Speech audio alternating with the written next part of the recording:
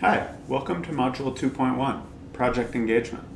In this module, we're going to talk about taking this project out of the office and informing and being informed by all of the people who are going to help shape this project and make it the best that it can be.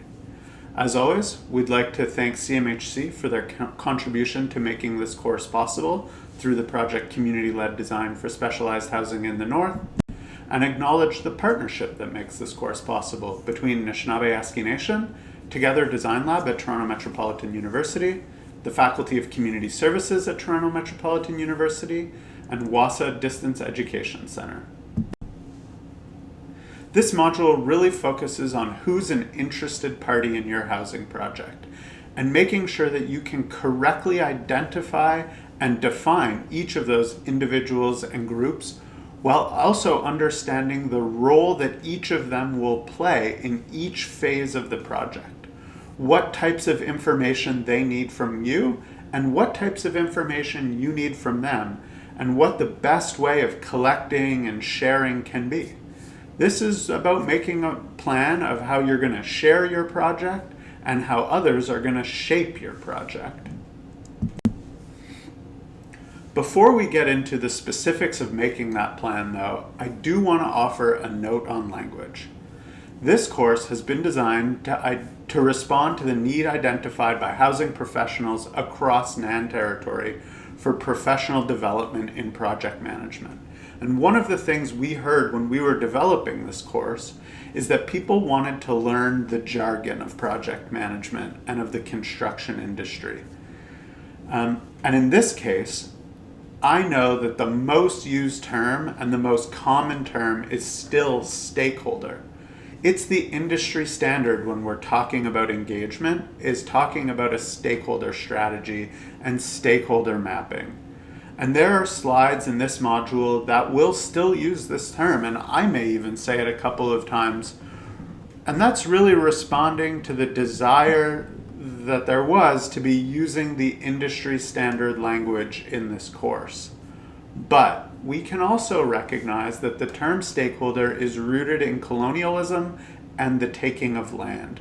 And I would encourage you to reflect in your own practice on the terms you're using and to make sure that you're comfortable with all of those terms and that the people on your project team, whether they be internal or external, are using terms that you're comfortable with. And I hope, and the project team here hopes, that we hope through this module that you'll see alternative language that you can use that's less colonial and also more precise and leads to a more accurate practice that you may consider using in your practice. Here's the kind of basic definition, where stakeholders can be individuals, groups, or organizations that may affect or be affected by or perceive themselves to be affected by a decision, activity, or outcome of a portfolio program or project. Stakeholders also directly or indirectly influence a project, its performance or outcome in either a positive or negative way. When we're talking about a construction project, it's important to remember that there are many different groups of people and organizations who are going to be impacted by the project, but in very different ways.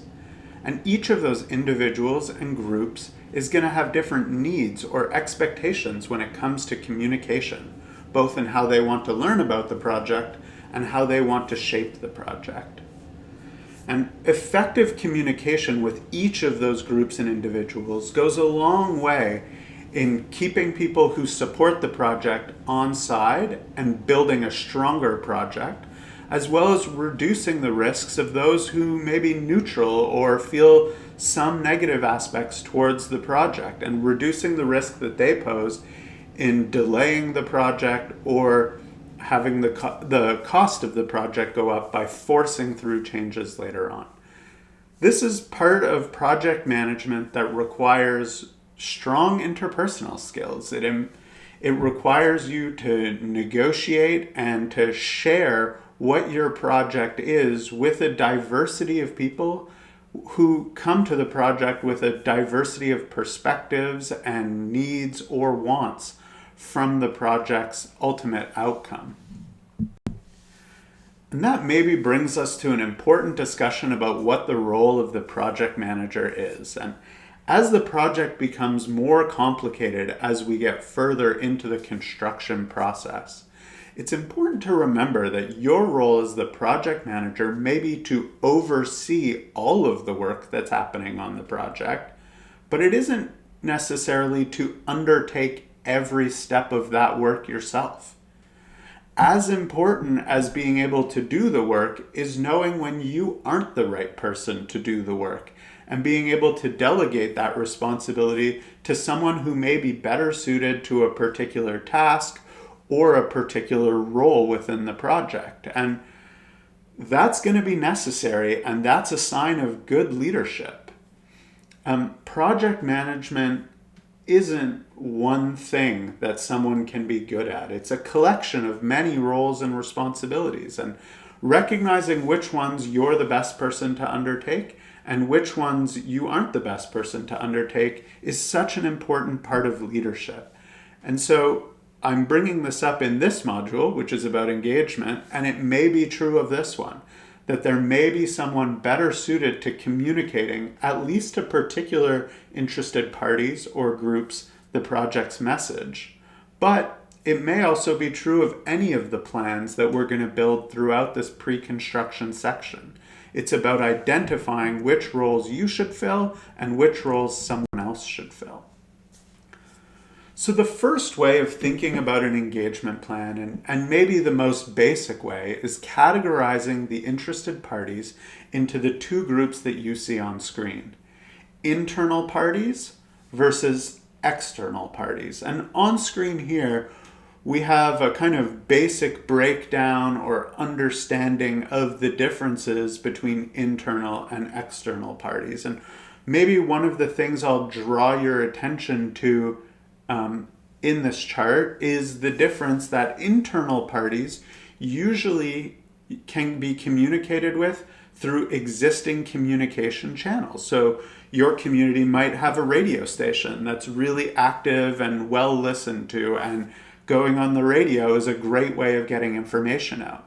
Alternatively, you might have a great Facebook page where everyone posts notices, and that can be a way of sharing, or a community newsletter, whatever it might be, and it might be all of them. You can use existing channels for that communication, which can sometimes be easier than working with external interested parties, where usually you're needing to create new forms of communication. So this could be a project team that has never worked together before. And so you don't have that kind of built-in way of sharing knowledge really easily. And instead, you're going to have to work out what that looks like as it goes. Another difference, though, is that the internal interested parties may have more assumptions about what the project should be and what the outcome of that project should be. And those assumptions might be hard to break down or hard to build all of them into your project. And so while you have an easy line of communication, there are certain assumptions that may exist. Whereas with an external interested party, thinking about assembling a new project team, there may be way fewer assumptions about what the project's goals and outcomes should be. So while breaking down interested parties into internal and external groups has some advantages in shaping the communication and in shaping how the communication will take place, it does group people together who may have different needs. Not all internal interested parties may have the same needs, and certainly that will be the same with external interested parties. That said, it might still be useful when you're building the first kind of go at your engagement plan for you to use a worksheet like what we have here, at least as a way of creating a ledger or a kind of list of who all of the interested parties are and what their needs are. And what that might help you do at this stage in this kind of very basic worksheet is understanding how the internal parties are the same or how they're different, and the same with the external parties. It's about finding commonalities and differences in the parties that you know you're going to need to engage through this project. So to use my earlier example of internal interested parties, you may start with this understanding of community members being one group. But I think we can challenge that and break that down further, in that there may be different groups or populations within your community who are going to have different communication needs. There might be some people who don't access Facebook at all. And so if all of your communication is going through there, they're going to be left out from that. And that might be because of their age or for a number of different reasons. You could imagine a group of elders in your community who should be engaged, or who you want to engage in shaping your housing project. You might see how Facebook isn't the right tool there, and instead there has to be some kind of a smaller meeting, and they might have different needs in how they're communicated with and how they communicate with you. So trying to be as precise as possible and moving beyond these kind of overarching categories will help you really make a ledger here about who the parties and groups are and what their needs are. And then I think we can push into this more precise way of thinking about an engagement strategy, moving beyond this breakdown just of internal and external, and thinking about the different level of communication that an individual or a group needs. And so we offer, and the worksheets that will come from this offer kind of 4 levels of communication. Informing, at the most basic level, this is about sharing information and not really collecting anything back, but more about keeping people up to date on what the project is, where it's at, and where it's going.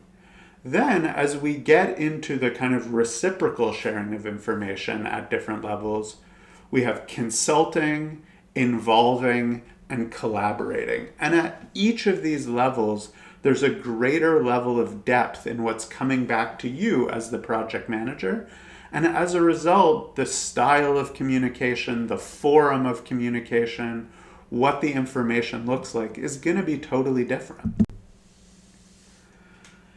And accompanying each of these terms, or accompanying this hierarchy of communication needs, is a kind of set of roles. And this isn't the most precise, and instead what I'm offering here is just a way for you to think about this hierarchy, and it might help you when you're trying to understand which party should fit into which level of this hierarchy. If you match informing with interested party, someone who is interested, consulting with advisors, involving with project partners, and collaborating with the project team. And at least for me, this helps to better explain the hierarchy, and for me to better be able to fit people into those roles. But it's really important to keep in mind that through the duration of a construction project, someone's role in that hierarchy may change, and really should change. Different parties are going to have a different level of involvement in the pre-construction, where we're shaping the project, we're selecting the design for the project. We're really putting everything in place to make sure that what we build meets the need that was identified that this project should be solving. And so who's a project partner, who's an advisor at that stage may be much more internal, and it may be focused on community need. Whereas through the construction process, when the unit itself is being built, the folks who make up the project team and the partners and advisors may be much more technical in nature. And so it's important to understand, as the project grows, how people's roles are going to change. And that by using these precise terms, it may allow for you to better match folks with those roles. And the real objective there, as it always is in building these plans, whether it be an engagement plan, a budget plan, or a schedule, is that by being clear and by communicating those needs in a clear way, you grow trust in the project, and hopefully you create on-time, on-budget delivery. What we move to is a little bit more complex worksheet, and this is provided for you. So you can download and print one of these off. And what I would suggest is that you don't treat this as a kind of static document, but instead something that maybe you revisit monthly and just see how has the project evolved and how has who the parties are in each of these hierarchies evolved, to make sure that you are communicating in the right way with the right individuals to keep your project on track and to reduce any risks from not informing particular groups. And that happens through a construction project. You might have a really busy month locking in contracts, and so you forget to put out a newsletter, or you forget to work with someone on the project team who it's actually really important that you get their insights. It's really important that they be involved. And having this kind of a chart prepared for yourself that becomes part of your regular practice in project management will allow you to kind of remember what you're supposed to be doing with engagement and not have engagement just be a one-time thing. I think too often in construction projects, we think of engagement as this thing that happens either in project initiation or right here, right at the beginning of pre-construction, where we have, let's say, a community meeting and we do our engagement and then engagement is done. But instead, to have this become part of our regular practice and to check back in with all of these interested parties and make sure that they're receiving still the right level of information for their hierarchy, to make sure that the wider community of the project, all of the individuals and groups interested in the project, are staying up to date with what's happening, so that as you get further along into construction and finally into commissioning, there aren't any surprises that will bring big risk to the project. So thanks again for joining us through this module. On screen are the references if you'd like to learn more. And in our next module, we'll get into another aspect of planning.